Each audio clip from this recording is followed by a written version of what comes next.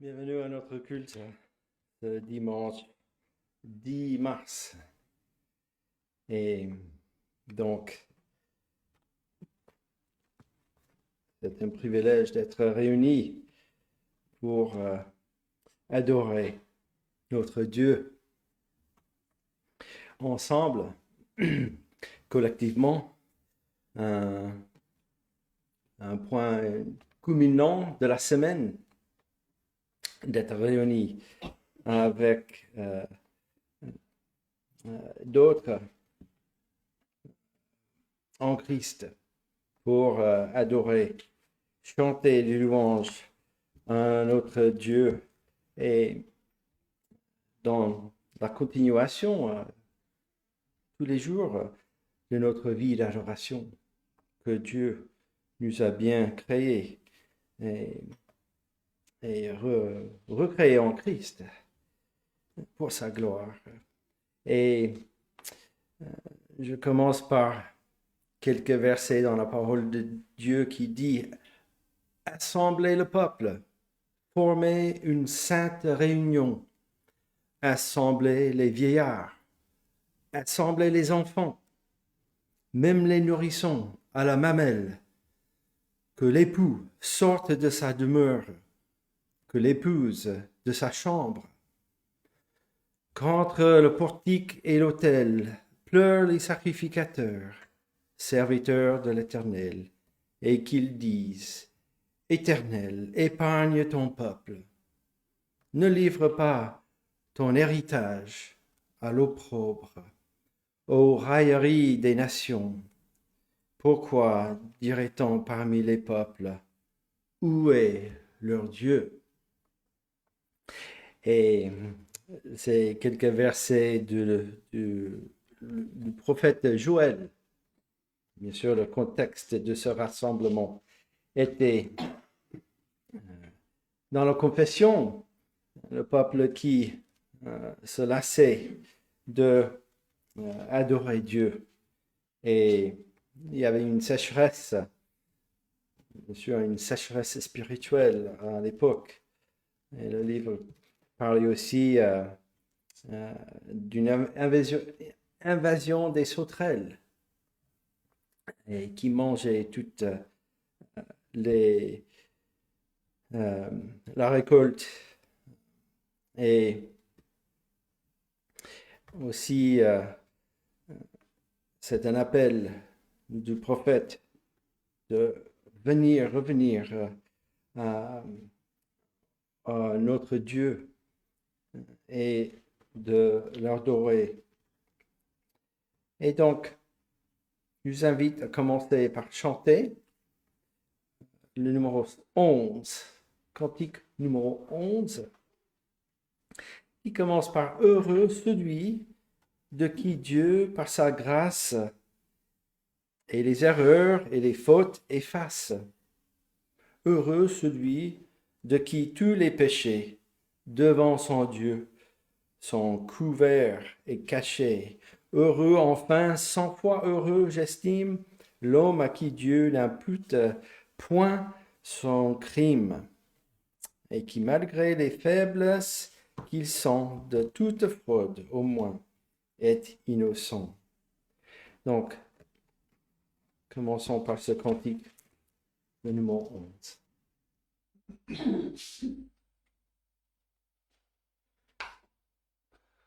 Heureux celui de qui Dieu par sa grâce et les erreurs et les fautes efface.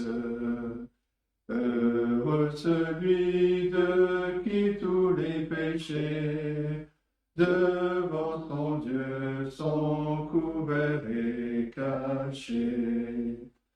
Heureux enfin, 100 fois heureux j'estime, l'homme à qui Dieu n'impute point son crime, et qui malgré les faiblesses qu'il sent, de toute faute au moins est innocent. Ô Aussi longtemps que gardant le silence, j'ai refusé d'avouer mon offense. Mon cœur mauvais, j'ai mis c'est loin de toi, et nuit et jour se consumaient en moi. Car je sentais, Seigneur, ta main puissante pour m'accabler, devenir plus pesante. Et ma vigueur en cette extrémité se desséchait comme un champ dans l'été.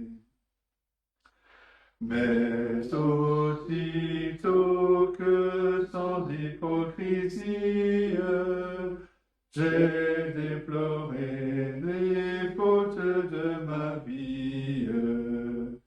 Dès que j'ai dit, confessons mon forfait, de ton pardon j'ai ressenti l'effet.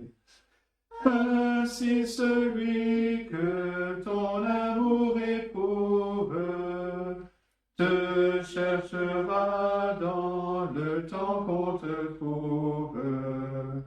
Des grandes eaux, le flot peut déborder.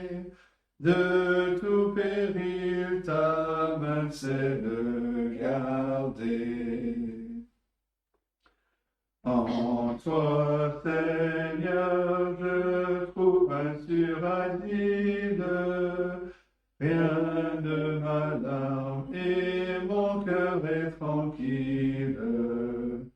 Et chaque jour j'ai de nouveaux sujets de te louer du bien que tu me fais. Juste venez célébrer-le sans cesse, exaltez-le par des chants d'allégresse. Et qu'à jamais ceux qui sont droits de cœur trouvent leur joie à bénir le Seigneur. Courbons-nous devant le Seigneur. Notre Dieu, notre Père Céleste, nous te louons pour ce privilège que tu nous donnes d'être réunis en ton nom pour t'adorer. Toi qui es ce Dieu qui a créé toutes choses, ce Dieu qui est souverain sur toutes choses et qui contrôle toutes choses à tout moment. Celui qui est infiniment puissant et juste et saint. Celui qui demande une obéissance parfaite. Et celui aussi qui a donné ce moyen de réconciliation par ton Fils Jésus-Christ. Et en Christ, par son œuvre, par sa personne, nous pouvons t'approcher. En lui, nos fautes sont effacées devant ta face. Et nous sommes heureux, reconnaissants que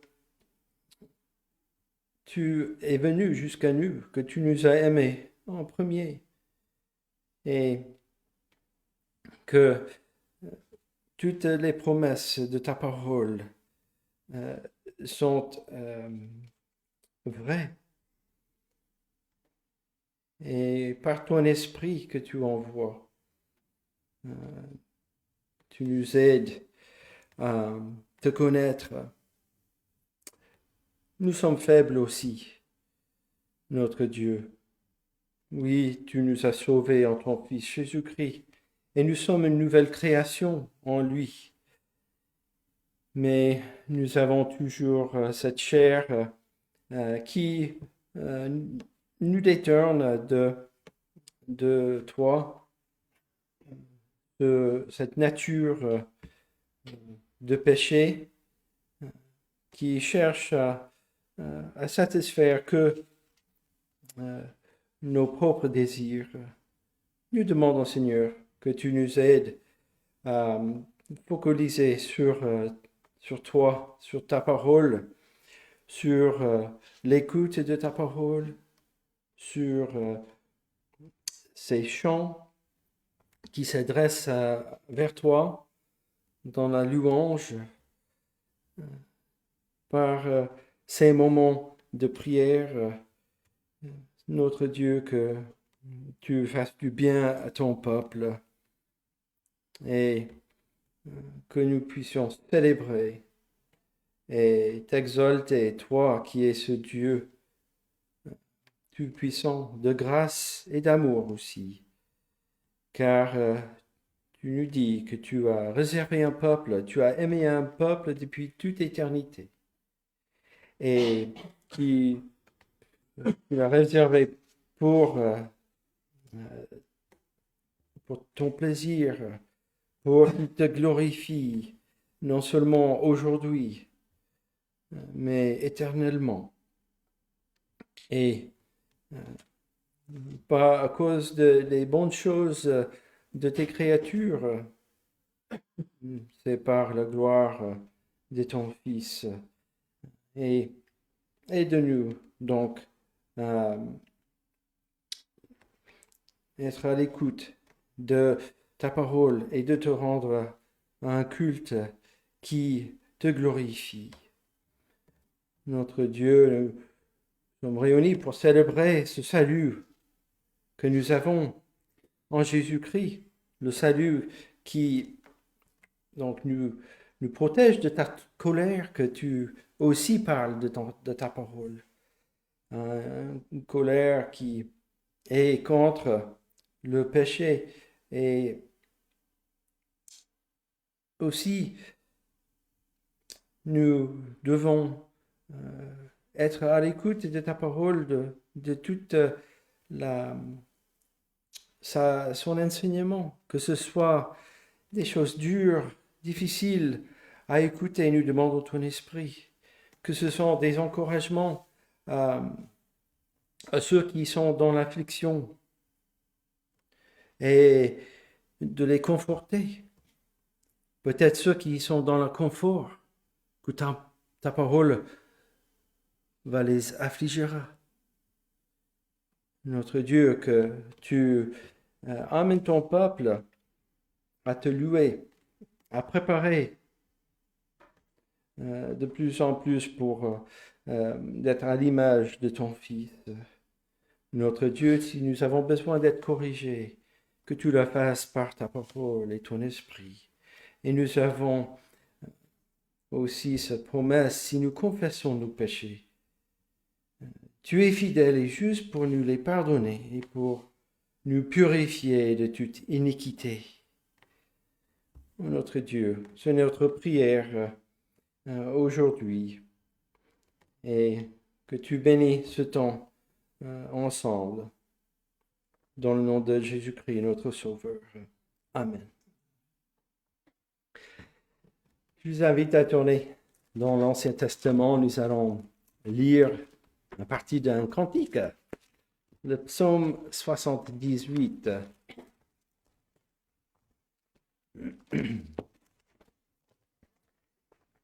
Cantique de Asaph.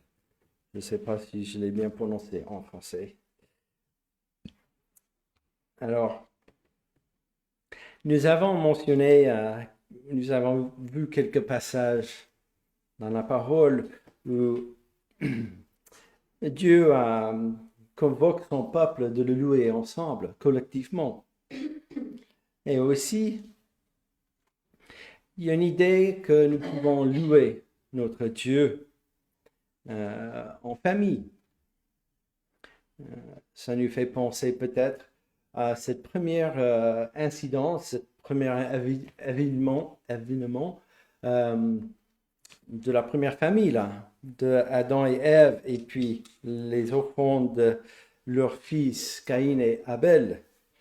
Et nous avons ce leçon, comment Dieu voit le cœur de ceux qui viennent l'adorer, n'est-ce pas? Mais je voudrais lire ce passage en Psaume 78 qui parle de l'importance de écouter les instructions de Dieu et de les transmettre à nos enfants dans nos familles. Donc, lisons ces premiers 8 versets de ce cantique d'Asaph. Mon peuple, écoute mes instructions, prête l'oreille aux paroles de ma bouche. J'ouvre la bouche par des sentences, je publie la sagesse des temps anciens. Ce que nous avons entendu, ce que nous savons, ce que nos pères nous ont raconté. Nous ne le cacherons point à leurs enfants. Nous dirons à la génération future les louanges de l'Éternel et sa puissance et les prodiges qu'il a opérés. Il a établi un témoignage en Jacob. Il a mis une loi en Israël. Et il a ordonné à nos pères de l'enseigner à leurs enfants, pour qu'elle soit connue de la génération future, des enfants qui naîtraient, et que, devenus grands, ils en parlent à leurs enfants, afin qu'ils mettent en Dieu leur confiance, qu'ils n'oublient pas les œuvres de Dieu, et qu'ils observent ses commandements, afin qu'ils ne soient pas comme leur père, une race indocile et rebelle, une race dont le cœur n'était pas ferme et dont l'esprit n'était pas fidèle à Dieu. Et jusqu'à là la parole. Et je vous invite à chanter avec moi le 168. Le 168. Redites-moi l'histoire de l'amour de Jésus. Parlez-moi de la gloire qu'il promet aux élus. Chantons le 168.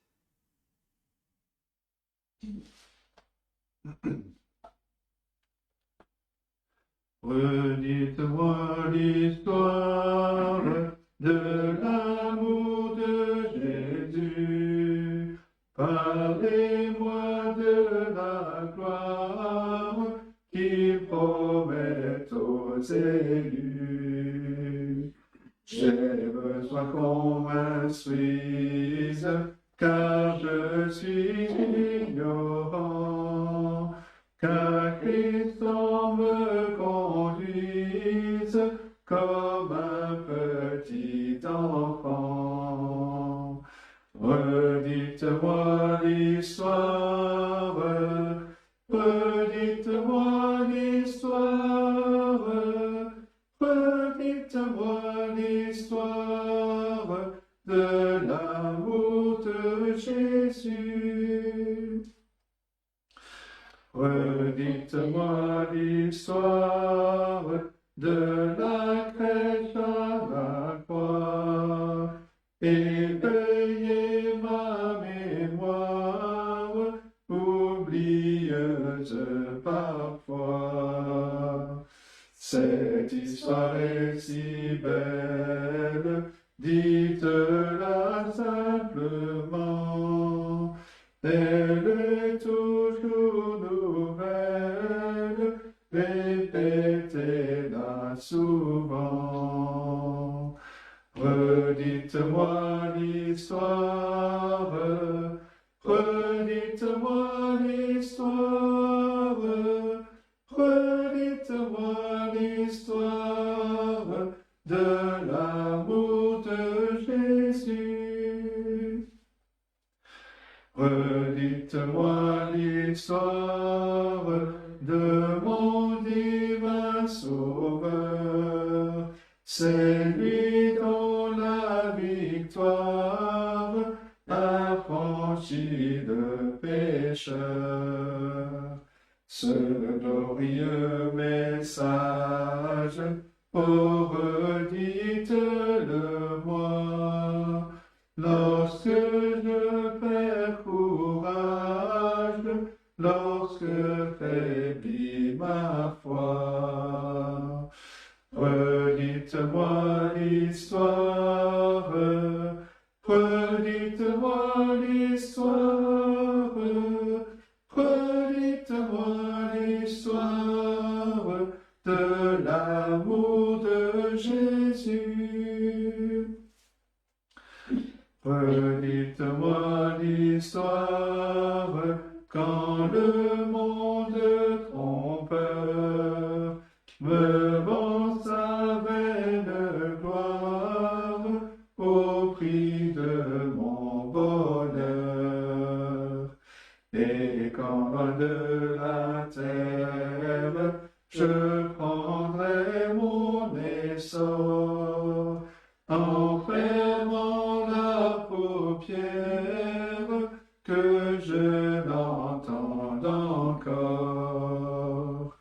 Redites-moi l'histoire, redites-moi l'histoire, redites-moi l'histoire de l'amour de Jésus.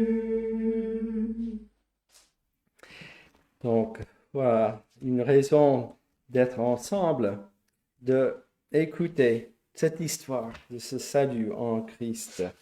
Et le culte n'est pas pour que des vieilles ou des vieux. C'est pour même aussi pour les enfants.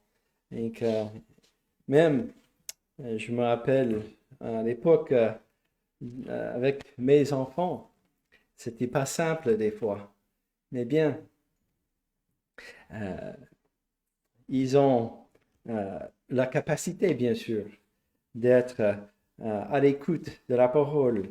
Et nous prions bien sûr que Dieu leur donne la capacité de comprendre et par l'Esprit qu'ils puissent venir à Christ. Et donc, nous allons passer dans le Nouveau Testament pour lire un passage que nous connaissons bien dans la lettre aux Éphésiens, où l'apôtre Paul adresse les croyants dans cette église. Il leur parle collectivement, bien sûr, d'aimer les uns les autres, d'être réunis ensemble, d'être remplis de l'esprit et traitez-vous par des psaumes, par des hymnes, par des cantiques spirituels. C'est dans le chapitre 5, n'est-ce pas? On dit, continuons, grâce à Dieu, le Père, pour toutes choses au nom de notre Seigneur Jésus-Christ, vous soumettant les uns aux autres dans la crainte de Christ. C'était la fin de verset 21. Et puis il se tourne vers les familles. Et la base de la famille, le mari et la femme. Et qu'il adresse cette relation qui est très importante. Et c'est un point sensible, n'est-ce pas? Pour nous tous. Et c'est important de voir ce que la parole nous dit et nous encourage. Nous avons cette image de Christ comme l'époux et son Église comme l'épouse, n'est-ce pas? Et que Christ a donné sa vie pour elle. Et c'est vraiment important, cette relation, et de le voir par la parole de Dieu, que même il est mentionné, verset 31, les versets dans Genèse, n'est-ce pas, que c'est pourquoi l'homme quittera son père et sa mère, s'attachera à sa femme, et les deux deviendront une seule chair, n'est-ce pas? Rappelons-nous, c'est pas la société qui définit ce qui est le mariage. Ce n'est pas une autorité terrestre. Ce n'est pas chaque individuel. Non, c'est Dieu qui dit que c'est le mariage. Un homme, une femme, réunis, une chair, devient une chair pour la vie. Et c'est pas d'autre chose. Et là, le monde qui veut essayer, et Satan, de déchirer ce que Dieu avait mis en place. On peut juste faire ce qu'on veut individuellement. On veut même essayer de décider notre genre maintenant. Et notre façon de notre définition du mariage. Mais c'est vraiment important. Et puis, il adresse les enfants, la famille. Il adresse aussi d'autres personnes, peut-être qui peuvent être dans la maison, dans le domicile. Il parle dans cette culture des esclaves ou des serviteurs dans une maison. Aujourd'hui, nous pouvons voir ça. Peut-être d'autres personnes qui habitent dans votre maison, ou si un patron ou un employé qui les deux sont en Christ. Donc lisons ces versets à partir de verset 22 de chapitre 5 d'Éphésiens. Femme, que chacune soit soumise à son mari, comme au Seigneur, car le mari est le chef de la femme, comme Christ est le chef de l'Église, qui est son corps, et dont il est le sauveur. Or, de même que l'Église est soumise à Christ, les femmes aussi doivent être à leur mari en toutes choses. Marie, que chacun aime sa femme, comme Christ a aimé l'Église, et s'est livré lui-même pour elle, afin de la sanctifier, en la purifiant et en la lavant par l'eau de la parole, pour faire paraître devant lui cette Église glorieuse, sans tache, ni ride, ni rien de semblable, mais sainte et irréprochable. C'est ainsi que le mari doit aimer sa femme comme son propre corps. Celui qui aime sa femme s'aime lui-même, car jamais personne n'a haï sa propre chair, mais il la nourrit et en prend soin, comme Christ le fait pour l'Église, parce que nous sommes membres de son corps. C'est pourquoi l'homme quittera son père et sa mère, s'attachera à sa femme, et les deux deviendront une seule chair. Ce mystère est grand. Je dis cela par rapport à Christ et à l'Église.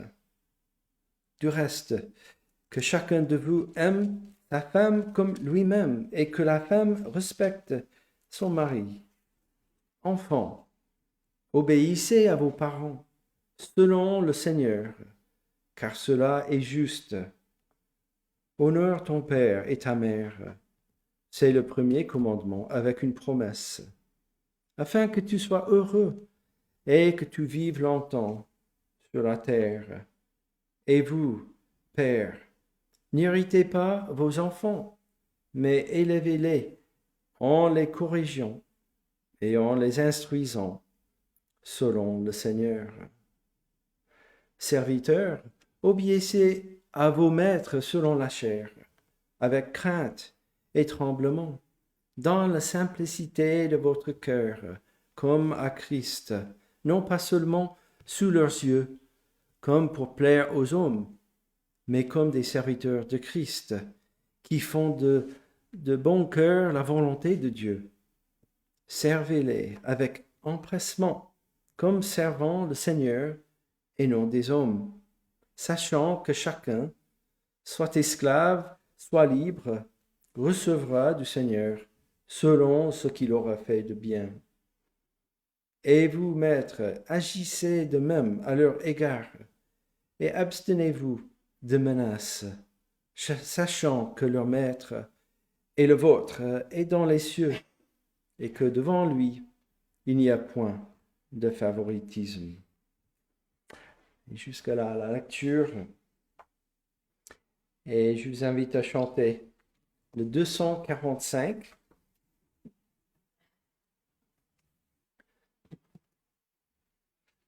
Qui commence par les paroles « Grand Dieu, ta souveraine grâce a daigné venir jusqu'à moi.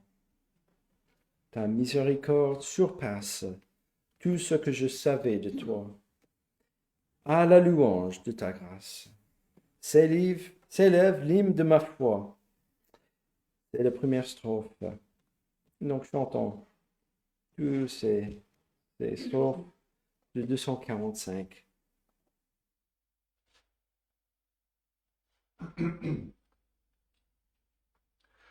Grand Dieu, ta souveraine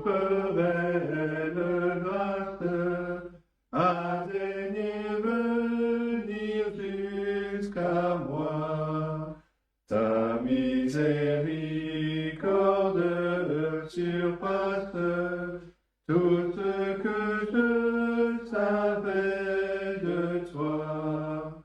À la louange de ta grâce, s'élève l'hymne de ma foi, s'élève l'hymne de ma foi. J'avais mérité ta colère, et j'ai trouvé grâce à tes yeux. Pour moi, ton Fils sur le calvaire a versé son sang précieux. Ô grâce ineffable mystère, qui m'ouvre la porte des cieux, qui m'ouvre la porte des cieux. Ma coupe est pleine, elle déborde. Dieu m'a fait grâce, oh quel bonheur. J'exalte la miséricorde de mon Père et de mon Sauveur. Et pour les bienfaits qu'il m'accorde, je répands devant lui mon cœur, je répands devant lui mon cœur. Nul ne me ravira ma joie, de l'enfer je brave l'effort. La grâce illumine ma voie, elle me mène vers le port. Que ta grâce en moi se déploie, Seigneur, à l'heure de la mort, Seigneur, à l'heure de la mort. Et donc, nous allons chanter un dernier cantique avant le message, mais avant, je vous invite à courber avec moi dans la prière. Notre Dieu, nous sommes devant toi. Nous t'implorons ton esprit pour nous aider à focaliser de ta parole, d'être à l'écoute de ta parole. Et notre Dieu, à chacun de nous, qu'on soit dans cette pièce, qu'on soit à l'écoute plus loin, notre Dieu, que tu nous instruis, que tu nous encourages, que tu nous édifies, que tu nous corriges par ta parole, que tu donnes à chacun de tes enfants ce qu'ils ont besoin en ces moments, dans les situations différentes, dans les épreuves, aussi dans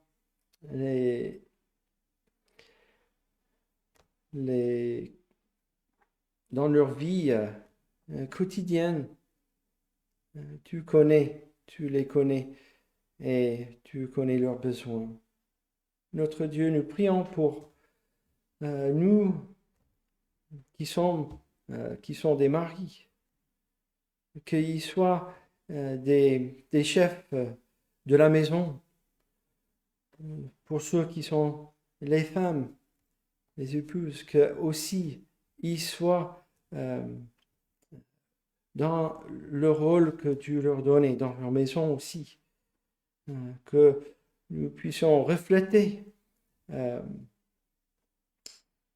ce rôle, que cette image de Christ et son épouse, l'Église, le mari et sa femme. Nous prions aussi aux enfants qui sont aussi à la maison, que tu leur donnes ta grâce, que tu parles à leur cœur aussi. Notre Dieu, que au domicile, que nous puissions aussi t'adorer, que nous soyons à ta lumière, à ta parole et à la prière aussi. Nous demandons que tu bénis les maisons, que tu bénis ces familles. Et notre Dieu, nous voulons aussi mettre à toi toutes les situations que nous connaissons. Nous voulons penser à Cobus et Benita, qui sont toujours pas encore avec nous, de retour de leur voyage. Nous prions pour eux. Nous prions aussi pour nos frères et nos sœurs que nous avons contact dans les assemblées ici en France, pas trop loin en Suisse, ceux en Angleterre, ceux en Afrique, encore plus loin dans des endroits sur toute cette terre, en Sibérie, aux États-Unis, en Australie, dans tous ces endroits. Notre Dieu, que tu bénis ton peuple. Et nous voulons prier que tu leur donnes selon la richesse de ta gloire d'être puissamment fortifiés par ton esprit dans l'homme intérieur, qu'en sorte que Christ habite dans leur cœur par la foi et qu'ils puissent comprendre avec nous, nous tous, la largeur, la longueur, la profondeur, la hauteur, connaître l'amour de Christ qui surpasse toute connaissance et qui soit rempli jusqu'à toute la plénitude en toi, notre Dieu. Et maintenant, nous voulons prier pour ton serviteur qui va apporter la parole, que tu lui donnes l'onction de l'Esprit, de parler, d'annoncer ta parole avec liberté, qui s'efface de lui-même et que nous puissions juste entendre ta parole. T'implorons toutes ces choses en Jésus-Christ. Amen. Chantons le 241 maintenant.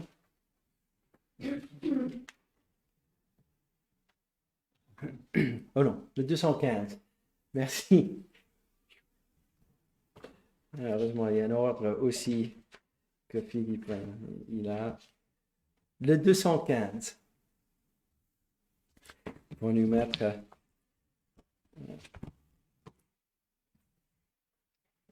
à nous rappeler que toi qui disposes de toutes choses et nous les donnes chaque jour, reçois au Père notre prière de reconnaissance et d'amour. Donc chantons ce cantique, nous connaissons bien, mais souvent Pas les deux dernières strophes, n'est-ce pas? Eh bien, on va avoir un appel, donc, le 215.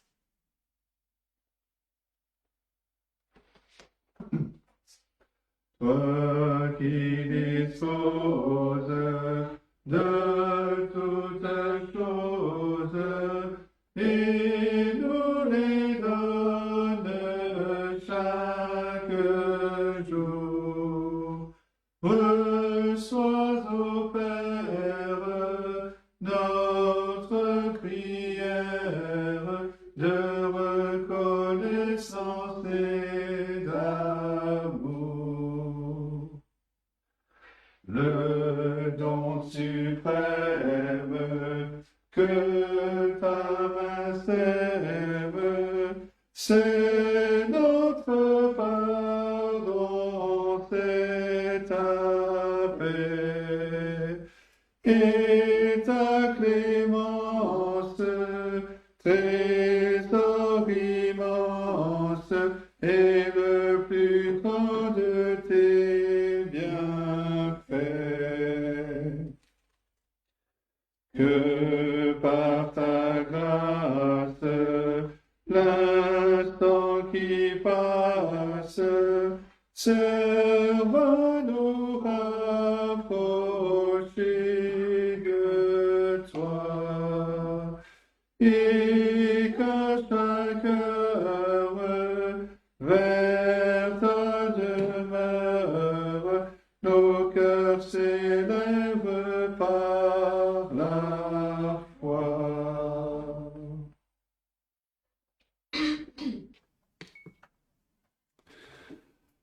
Bien, je vous invite à ouvrir la parole de Dieu dans le livre des psaumes. Et ce matin, nous allons regarder le psaume 62. Et Dieu voulant, dimanche prochain, nous reprenons notre étude de la lettre aux Hébreux. Mais ce matin, donc, regardons le psaume 62. Et voici donc la parole de Dieu au chef des chantres, d'après Jeduthun, psaume de David. Oui, c'est en Dieu que mon âme se confie. De lui vient mon salut. Oui, c'est lui qui est mon rocher et mon salut, ma haute retraite. Je ne chancellerai guère. Jusqu'à quand vous jetterez-vous sur un homme? Chercherez-vous tous à l'abattre, comme une muraille qui penche, comme une clôture qu'on renverse? Ils conspirent pour le précipiter de son poste élevé. Ils prennent plaisir au mensonge. Ils bénissent de leur bouche et ils maudissent dans leur cœur. Oui, mon âme, confie-toi en Dieu, car de lui vient mon espérance. Oui, c'est lui qui est mon rocher et mon salut, ma haute retraite. Je ne chancellerai pas. Sur Dieu repose mon salut et ma gloire. Le rocher de ma force, mon refuge, sont en Dieu. En tout temps, peuple, confiez-vous en lui. Répandez vos cœurs en sa présence. Dieu est notre refuge. Oui, vanité, les fils de l'homme. Mensonge, les fils de l'homme. Dans une balance, ils monteraient tous ensemble, plus légers qu'un souffle. Ne vous confiez pas dans la violence. Ne mettez pas un vain espoir dans la rapine. Quand les richesses s'accroissent, n'y attachez pas votre cœur.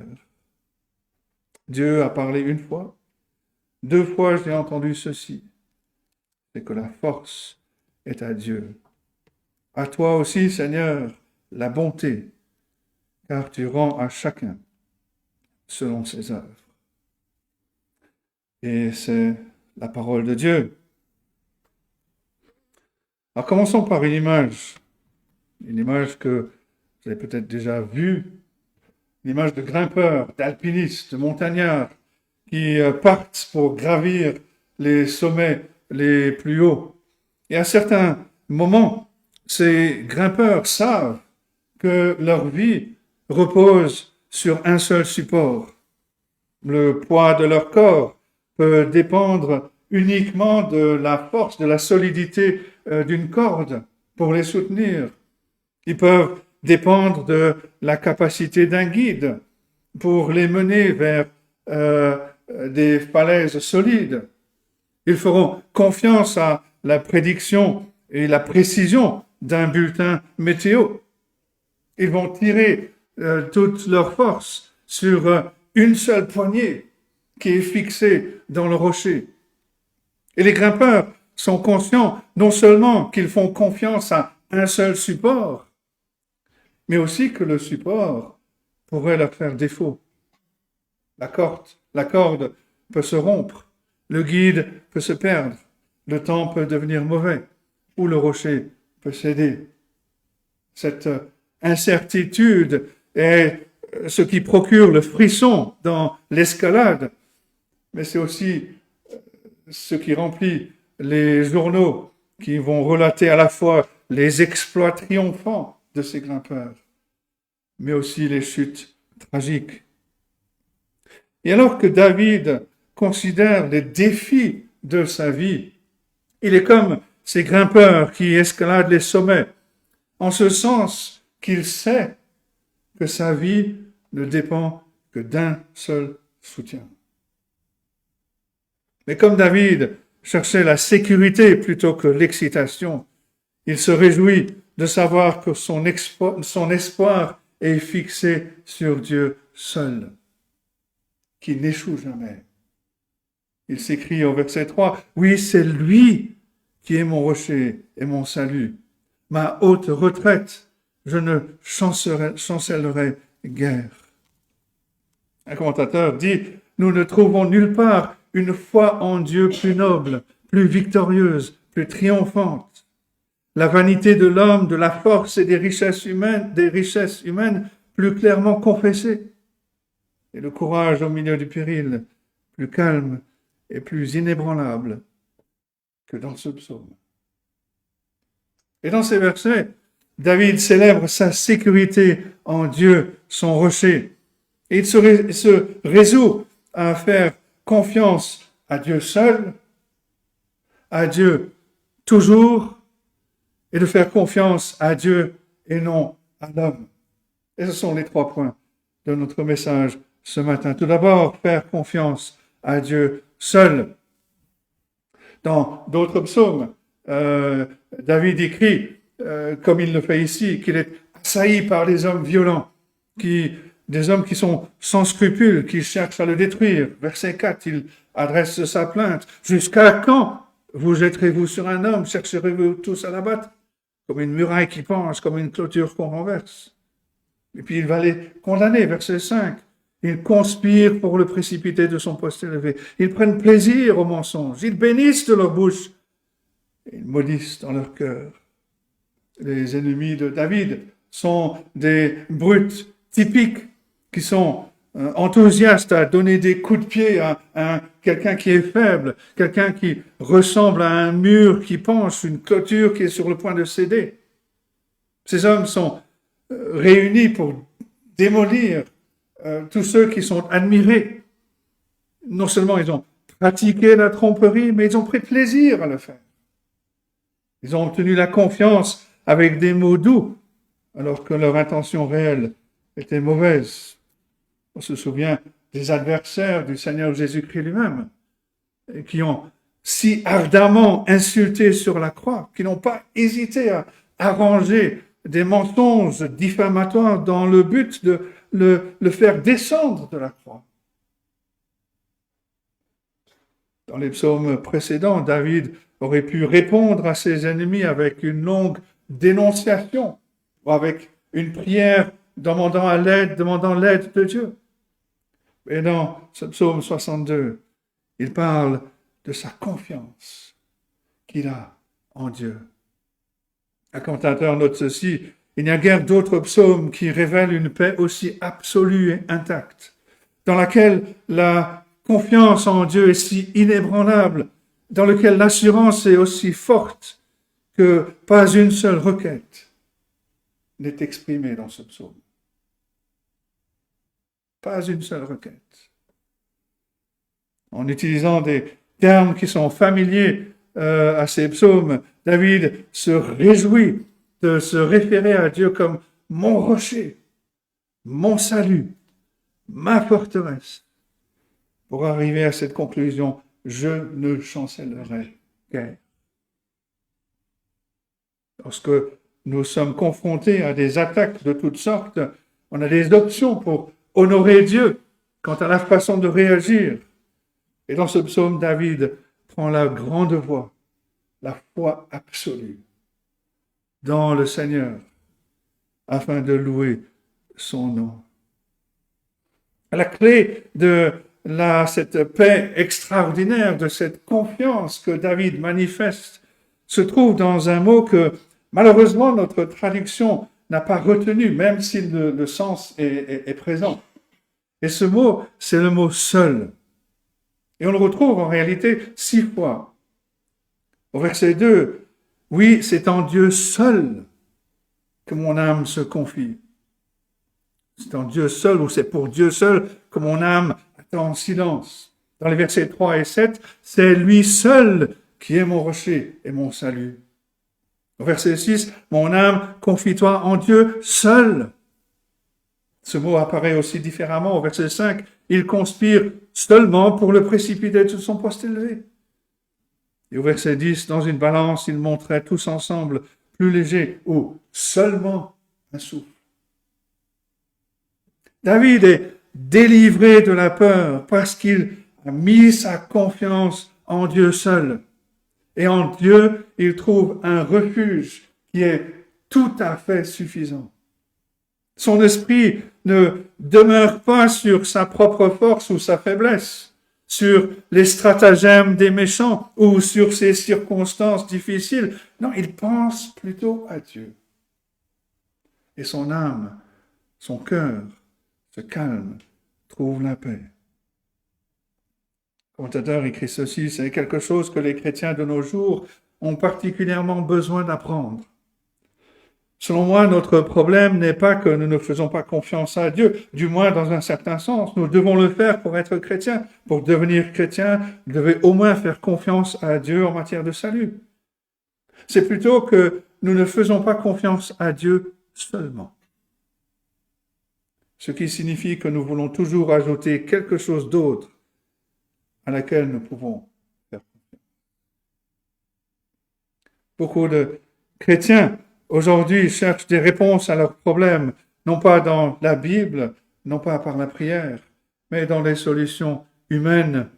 Ils dépendent d'expériences mystiques, de conseils psychologiques, de techniques d'entraide, sans parler de l'argent, des plaisirs, des relations avec les autres. Alors bien sûr, on doit veiller à ne pas exclure les sources légitimes d'aide lorsqu'elles sont nécessaires, comme le soin d'un médecin quand on est malade, ou les services pour nous aider à trouver un emploi quand on en a besoin. Mais lorsqu'il s'agit de notre sécurité de base dans la vie, de la provision pour nos besoins réels, de la paix intérieure qui est nécessaire pour le bonheur, le croyant ne doit pas faire confiance aux sources de ce monde,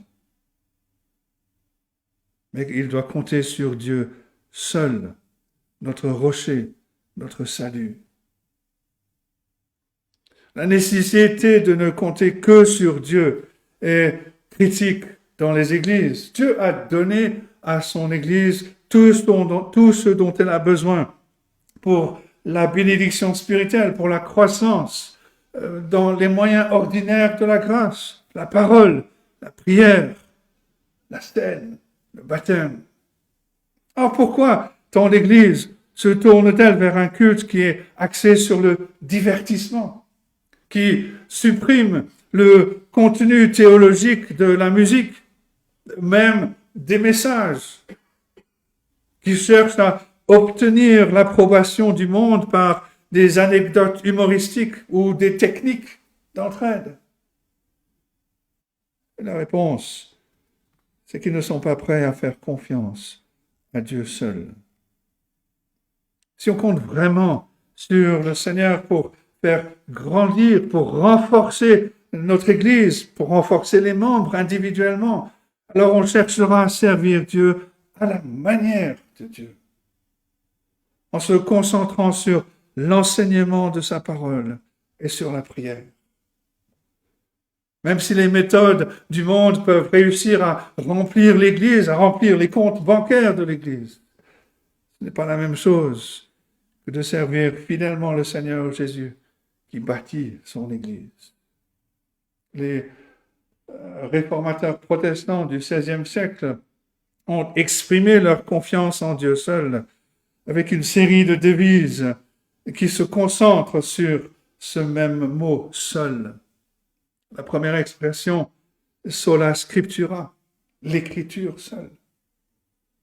Ce principe stipule que si on fait confiance à Dieu seul pour le salut, alors on doit tirer notre message et nos méthodes strictement de la Bible, qui seule est la parole révélée de Dieu à l'homme.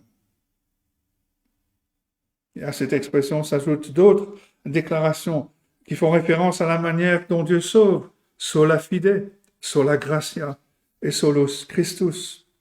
Ces expressions disent que nous sommes justifiés par la foi seule, par la grâce seule et en Christ seul. La clé dans chaque cas, c'est le mot seul. Si on enlève ces solas de l'Évangile, alors on finira par avoir confiance au moins en partie en l'homme, en nous-mêmes, avec pour résultat que l'on va compromettre la possibilité même de la délivrance divine. Mais selon la Bible, notre justice ne résulte pas de notre propre performance. Elle résulte seulement de l'œuvre de salut du Seigneur Jésus-Christ. On reçoit son salut par la foi seule, en dehors de toute œuvre de notre part, par la grâce de Dieu seul, en dehors de tout mérite de notre part, seulement par le mérite du Seigneur Jésus-Christ en notre nom. Et ce n'est que de cette manière que le croyant peut se tourner vers Dieu pour la délivrance et dire avec David, oui, c'est lui seul qui est mon rocher. Lui seul qui est mon salut. Charles Spurgeon écrit, l'homme qui croit au Seigneur Jésus-Christ seul est un homme sauvé, et tant qu'il ne repose que sur lui, sa paix coulera comme une rivière profonde, large et de plus en plus volumineuse. Mais dès qu'un croyant commence à regarder de travers et à tourner la moitié d'un œil vers un autre médiateur, adieu son confort. Il y a des taches dans son soleil, la lèpre se glisse sur son corps et vient entacher sa beauté. Et toutes les fleurs de sa joie et de son espérance commencent à dépérir.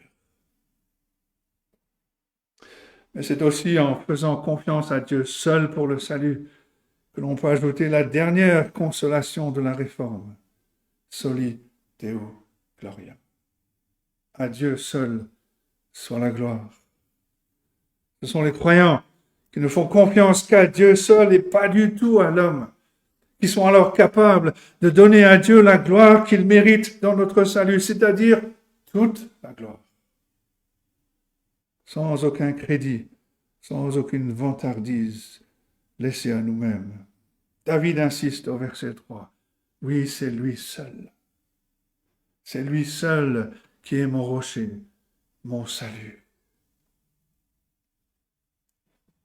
Cette section se termine avec cette pause, faire confiance à Dieu seul. Cela nous amène à la deuxième section, le deuxième point, faire confiance à Dieu toujours. À partir du verset 6, David répète les thèmes des versets 2 et 3. Oui, mon âme, confie-toi en Dieu, car de lui vient mon espérance. Oui, c'est lui qui est mon rocher et mon salut. Ma haute retraite, je ne chancellerai pas.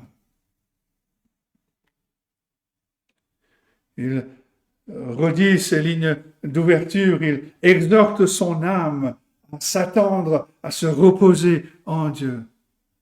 On trouve ici ce qui pourrait être écrit comme le témoignage de David dans sa vie. Il est sauvé en attendant le salut de Dieu et en fixant son espoir sur lui seul. David a l'intention de gravir sa montagne, de surmonter ses obstacles en s'appuyant exclusivement sur le Seigneur. Dieu seul est son rocher. Dieu seul est son salut. Est une forteresse pour garder son âme en sécurité. Dans le deuxième livre de Samuel, chapitre 22, les versets 2 et 3, David souligne que ces thèmes sont primordiaux dans sa vie. Il dit ceci de Samuel 22, verset 2, « L'Éternel est mon rocher, ma forteresse, mon libérateur. Dieu est mon rocher où je trouve un abri, mon bouclier et la force qui me sauve, ma haute retraite et mon refuge. Ô mon sauveur, tu me garantis de la violence. » La répétition de l'appel de David à son âme, oui, c'est en Dieu que mon âme se confie, nous rappelle que nous devons agir pour amener nos cœurs à croire, à nous reposer en Dieu, dans ce salut qu'il nous a offert en Jésus-Christ. David sait que la confiance patiente en Dieu se traduira par une bénédiction. Et il fait appel à son âme avec des désignations bibliques pour Dieu. S'il n'a pas automatiquement atteint l'appel de l'esprit, mais qu'il a besoin de s'adresser à l'état de son âme, alors nous aussi, nous allons être amenés à le faire. Le cœur de David faisait confiance au Seigneur, mais il fallait qu'il amène son âme à se reposer en silence, comme le note Jean Calvin, jusqu'à ce qu'il eût mortifié chaque inclination charnelle et qu'il se soit complètement soumis à la volonté de Dieu. Comme David, le croyant qui vit dans ce monde turbulent et mauvais, n'atteindra pas la paix et la joie sans exercer notre esprit avec diligence dans les vérités de la parole de Dieu, en amenant nos âmes à nous reposer, à attendre le Seigneur en silence. Dans cette deuxième section, David développe le thème des premières lignes et il rajoute au verset 8 « Sur Dieu repose mon salut et ma gloire, le rocher de ma force, mon refuge sont en Dieu. » Et David raisonne. Il raisonne de la manière suivante. Si Dieu est mon salut, qui peut vaincre Dieu pour me détruire? Si Dieu est ma gloire, qui m'accusera ou qui me fera honte? Si Dieu est mon rocher, quelle tempête peut secouer mon sang-froid? Si Dieu est mon refuge, quelle arme peut m'atteindre? Quelle arme peut me faire du mal? La détermination de David montre quelle différence cela fait quand un croyant fixe les regards uniquement sur Dieu. Si on compte sur l'argent, sur une réputation mondaine, sur un poste élevé ou sur d'autres ressources terrestres, alors on ne pourra jamais avoir la paix dont parle David ici. Ces choses seront un jour perdues ou enlevées. Mais si on remet tout ce que l'on est, tout ce que l'on espère entre les mains de Dieu, le croyant entre dans la paix d'une parfaite sécurité. La deuxième strophe se termine par le témoignage de David à ses frères croyants, où il les exhorte non seulement à avoir confiance en Dieu et en Dieu seul, mais aussi à avoir confiance toujours en Dieu. Verset 9. En tout temps, confiez-vous en lui. La stratégie de David n'est pas celle qui obtient la paix intérieure seulement dans quelques épreuves. Au contraire, en faisant confiance à Dieu seul et en menant nos âmes à se soumettre aux vérités de la parole de Dieu concernant le salut, on obtiendra toujours l'espérance, l'assurance de la part de Dieu. Et ce que David expérimente ici, il peut toujours le recevoir. Ce que Dieu a fait pour lui, il le fera encore pour tous ceux qui mettent leur confiance en lui. Les chrétiens ne sortent jamais diplômés de l'école de la parole de Dieu. Ils ne vont jamais au-delà de la nécessité de mettre leur confiance dans le Seigneur, de s'attendre à lui. Et comme David le voit, la preuve de notre confiance se voit dans la fréquence, la ferveur de nos prières. Il rajoute au verset 9, « Répandez vos cœurs en sa présence. Dieu est notre refuge. » Répandre son cœur devant Dieu signifie lui dire tout ce qui nous trouble, tout ce qui est sur notre cœur. David veut que son cœur repose non seulement sur Dieu, mais aussi qu'il s'ouvre à Dieu. Comme le dit un commentateur, nous lui disons tout ce qui est dans notre cœur, qu'il s'agisse de nos fardeaux, de nos peines, de notre honte ou de notre joie et de notre bonheur. S'il est difficile d'ouvrir notre cœur dans la prière à Dieu pendant les grandes épreuves, pendant les moments de détresse, David nous montre que l'on doit d'abord porter à notre esprit les grandes images de Dieu, comme notre Sauveur, notre fidèle protecteur. Dieu a envoyé son Fils unique pour mourir à la croix pour nos fautes. Et combien peu nous apprécions l'amour de Dieu pour nous.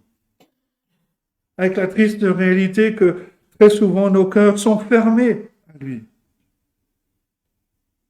L'apôtre Jean nous donne la bonne approche dans sa première lettre, 1 Jean chapitre 4, verset 16. Nous avons connu l'amour que Dieu a pour nous et nous y avons cru.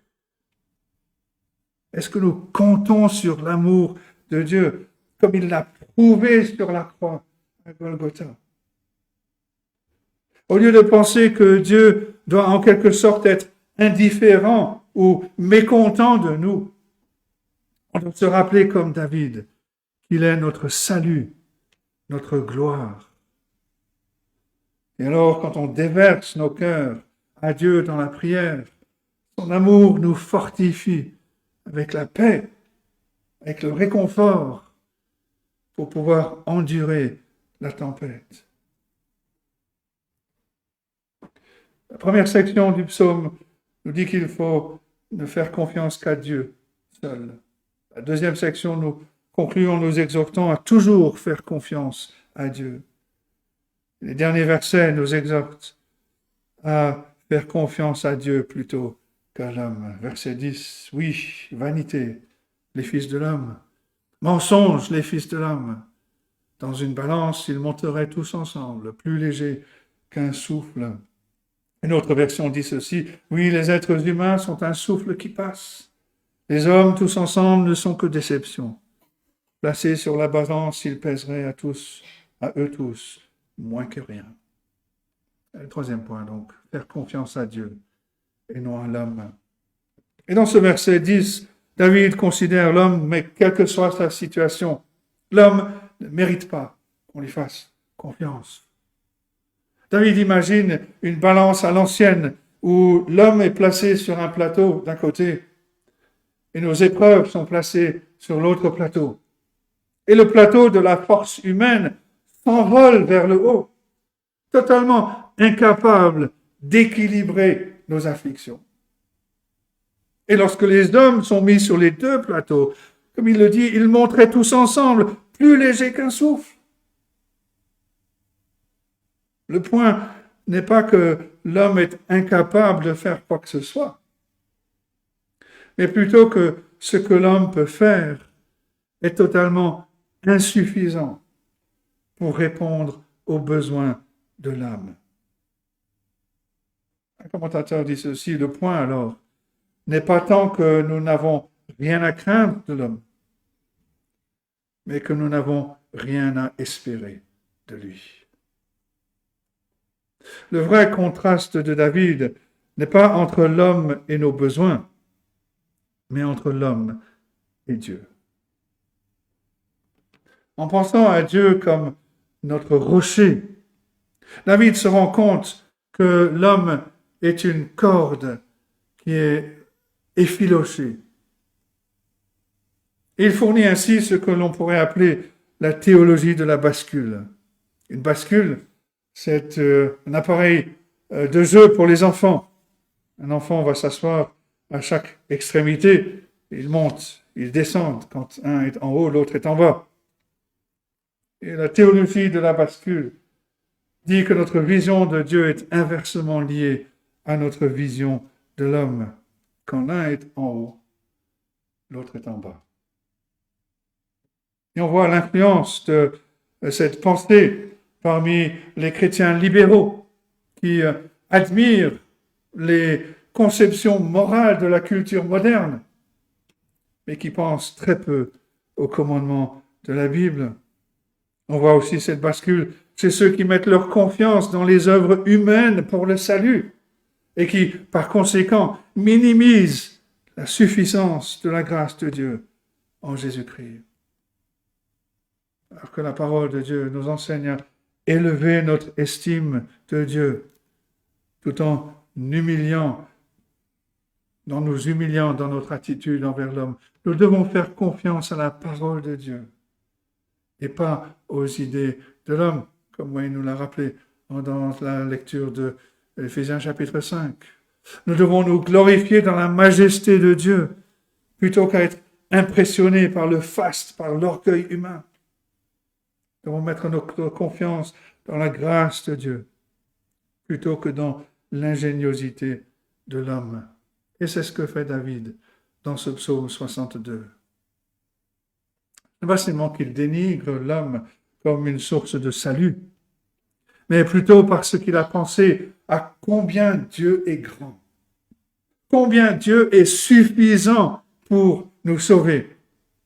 Et il réalise que l'homme n'est pas du tout capable de le sauver. David désire que Dieu soit exalté dans notre confiance, dans notre estime, avec le résultat correspondant que nous voyons l'homme comme incapable de faire le travail, le dur travail nécessaire pour notre salut.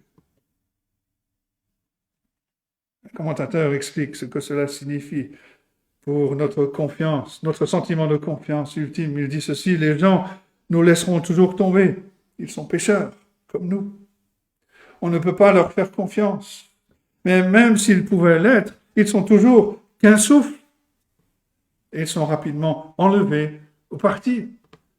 Si Dieu vous a donné des amis fidèles et bons ou un compagnon de vie aimant, remerciez-le. C'est un grand cadeau. Mais ne placez pas votre espoir le plus profond dans l'être humain. Faites plutôt confiance à celui qui est éternel et immuable, et vous ne serez jamais ébranlés lorsque les gens vous décevront. Et s'il est vrai que l'homme à son meilleur n'est pas capable de sauver, il est encore plus vrai que l'homme à son pire devrait être évité. Et David le dit au verset 11, « Ne vous confiez pas dans la violence, ne mettez pas un vain espoir dans la rapine quand les richesses s'accroissent, n'y attachez pas votre cœur. » Nous devons rejeter nos propres stratégies pécheresses, parce qu'elles ne nous sauveront jamais. Elles nous mèneront vers plus de folie, plus de problèmes. Au lieu de faire confiance à l'homme, au lieu de tolérer le péché, David tourne à nouveau son regard vers Dieu. Et il écrit au verset 12, « Dieu a parlé une fois, 2 fois j'ai entendu ceci, c'est que la force est à Dieu. À toi aussi, Seigneur, la bonté, car tu rends à chacun selon ses œuvres. » En disant, Dieu a parlé une fois, 2 fois, j'ai entendu ceci, David souligne l'importance fondamentale de ce principe qui exalte Dieu. Cette expression est équivalente à la parole du Seigneur Jésus-Christ. En Jean 1, 51, par exemple, où il dit, « Oui, je vous l'assure, je vous le dis. » Dieu a dit quelque chose d'assez important que David a eu besoin de revenir et de s'en rappeler. Quelle est cette vérité fondamentale? C'est la puissance de Dieu. C'est son amour inébranlable pour ceux qui ont confiance en lui. Souvenez-vous, dit David, que Dieu est à la fois capable et disposé à sauver tous ceux qui l'invoquent. La force est à Dieu. Il n'y a donc aucun poids qu'il ne puisse soulever, aucune circonstance qu'il ne peut enlever, aucune attaque contre laquelle il ne puisse défendre. La force est à Dieu. Et en disant aussi que Dieu montre la bonté. David emploie ici le grand mot de l'Ancien Testament pour la fidélité de Dieu à son alliance. C'est ce fameux mot chesed. Et ce mot est traduit en français par une effusion de termes. Peut-être se traduire par être constant, inébranlable, ferme, indéfectible, résolu, solide, fidèle, la miséricorde fidèle, l'amour de l'alliance. Cela signifie que Dieu est certain d'accomplir sa promesse de miséricorde, que son amour est inébranlable pour tous ceux qui lui appartiennent par la foi en Jésus-Christ. Et David souligne ainsi ces attributs de Dieu, parce que sans eux, on ne peut espérer le salut. Si Dieu n'est pas tout-puissant, s'il n'est pas omnipotent, alors il peut y avoir une menace pour notre salut qui est trop forte pour qu'il ne résiste, un problème trop grand pour qu'il le résolve. Dieu doit posséder toutes les forces pour nous sauver. Mais si Dieu est fort, il doit aussi avoir la volonté de répondre à nos appels de salut, au salut. Dieu doit avoir pitié. Il doit être fidèle aux promesses de l'Évangile. Avec une seule de ses vertus et pas l'autre, la puissance sans la miséricorde ou la miséricorde sans la puissance, Dieu serait indigne de notre confiance, incapable de garantir le salut. Mais puisque, comme le souligne David, la force est à Dieu, ainsi que la bonté, l'amour inébranlable, il n'y a personne d'autre que Dieu qui soit digne de notre confiance. Une confiance en lui seul, une confiance en lui pour toujours, une confiance en lui et non en l'homme. Un commentateur résume de cette manière: l'homme qui met sa confiance en Dieu et son zèle pour obéir à sa parole trouvera la miséricorde de Dieu pour pardonner sa transgression et la puissance de Dieu pour le soutenir dans toutes ses difficultés, pour accomplir toutes les promesses faites à ses serviteurs. Et David conclut au verset 13 en disant: car tu rends à chacun selon ses œuvres. Alors ce verset n'affirme pas que David espère être justifié ou mériter le salut par ses œuvres. Une telle perspective contredirait tout ce qu'il a déjà dit dans le psaume. Mais au lieu de cela, il souligne simplement qu'à la fin, Dieu fera la restitution de tout ce que l'homme a mal fait. Il jugera chaque péché qui n'aura pas été lavé par le sang du Seigneur Jésus-Christ. Et bien qu'il y ait des détails, des problèmes persistants dans l'expérience de David, comme le montrent les hommes méchants qui cherchent à le détruire, il sait que Dieu va juger toutes choses au dernier jour. Dieu justifiera tous ceux qui cherchent le salut en lui seul. Et on trouve une raison ici, une dernière raison de faire confiance à Dieu seul et à Dieu pour toujours, sans compter sur l'homme. On fait confiance à Dieu parce que lui seul donne une espérance certaine. Et parce qu'il a révélé de manière irréfutable à la fois sa puissance, mais aussi son amour fidèle à l'alliance. On s'engage aussi envers Dieu parce que son jugement attend tout le monde à la fin. L'insistance de David pour que Dieu juge chaque homme selon son œuvre est réitérée dans le Nouveau Testament. Hébreux 9, verset 27. Il est réservé aux hommes de mourir une seule fois, après quoi vient le jugement. Et à la lumière de cette réalité, l'apôtre Pierre écrit: en 2 Pierre 3, versets 11 à 13. Puisque tout cela est en voie de dissolution, combien votre conduite et votre piété doivent être saintes. Attendez et hâtez l'avènement du jour de Dieu, jour à cause duquel les cieux enflammés se dissoudront, les éléments embrasés se fondront. Mais nous attendons, selon sa promesse, de nouveaux cieux, une nouvelle terre, où la justice habitera. En d'autres termes, en tant que croyants qui ont confiance en Dieu seul, qui sont conscients du jugement à venir, on place notre espoir, non pas dans le sable glissant de ce monde qui passe, mais sur le rocher qui, lui, ne sera jamais ébranlé. On ne cherche donc pas l'approbation et l'aide d'hommes pécheurs qui sont eux-mêmes condamnés.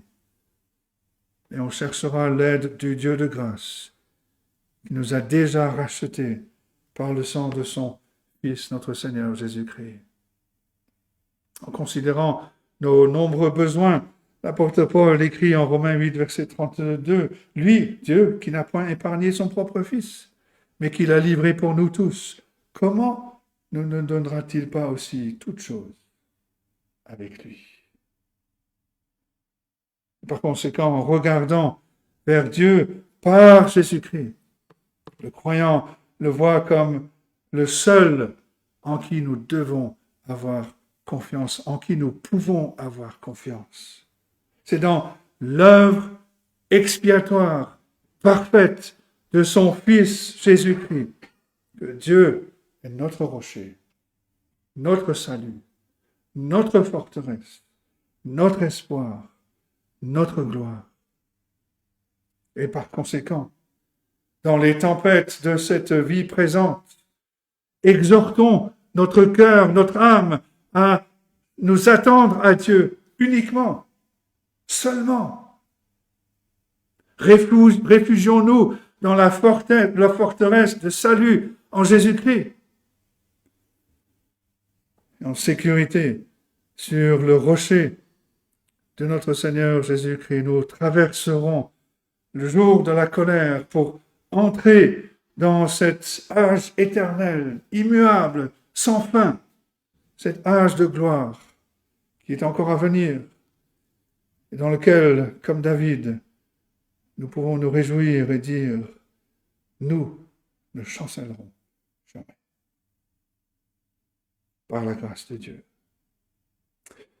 Que Dieu nous aide à méditer ces choses et qu'il bénisse sa parole à nos cœurs. Amen.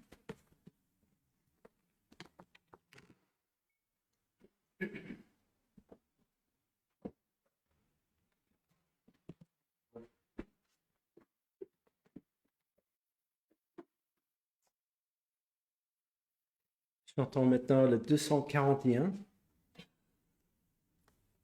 241. Ô Christ, éternel rocher, je viens en toi me cacher. De ton cœur percé coulèrent l'eau, le sang qui régénère. Que par ce flot rédempteur du péché, je sois vainqueur. 241.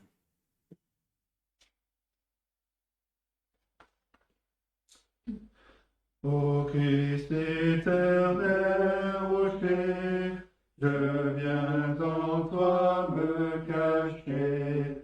De ton cœur percé coulèrent l'eau, le sang qui régénère.